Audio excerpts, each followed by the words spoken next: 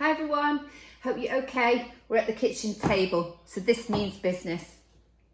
So I got distracted the other day by a video that I began to watch, and actually it was incredible, and I felt God really speak to me, and I wanted to share. I'm going to summarise the video, and it was entitled "How Wolves Changed Rivers," and it was a snippet about the Yellowstone National Park in USA, and they haven't had wolves for about 70 years, and they introduced a number of years ago just a small number of wolves into the territory in that national park, and incredibly what they found was the wolves changed the rivers, and they took you through how that came about.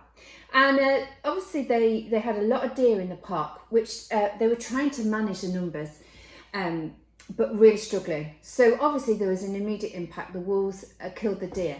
But what they found was introducing the wolves changed the behaviour of the deer. So the deer started to not go into certain parts of the park because they would be trapped by the wolves. And the impact of that then meant that the vegetation had time to grow because the deer had stripped the land of vegetation. Trees grew, valleys began to gain fresh vegetation and life, which brought the birds. And then they found that there was an influx of beavers, and because they like to eat the trees. And they also built dams in the river. But then in changing the habitat of the rivers, otters came, and more fish came, and reptiles came. And then they noticed whilst the wolves were killing the deer and coyotes, for example, the carcasses that were left were bringing in mice, rats, eagles, and an increase in bears. And then they started to actually look at the rivers themselves and found at the river beds and the banks, there was less erosion.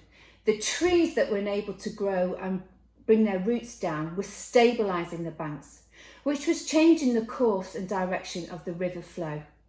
There was more pools being generated, and they said at the end of this video, whilst the wolves changed the ecosystem within the park, they had a massive impact on the physical geography. And I just was struck about how you can introduce a wolf and it changes something totally different within the park. And I was struck by our influence in this world. In Matthew 5 and verse 13, it says, "You are the salt of the earth."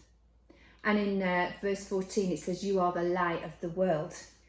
And I want to encourage you. You may, in your environment at work, at home, with your social friends, be an influencer. It's obvious sometimes when you carry the presence of Jesus and his character, the influence you are making in the immediate, in terms of how you speak, your behaviour. But I want to encourage you, you may also be having an influence on individuals and circumstances that you are not aware of. But keep being you. Keep being an incredible example of Jesus.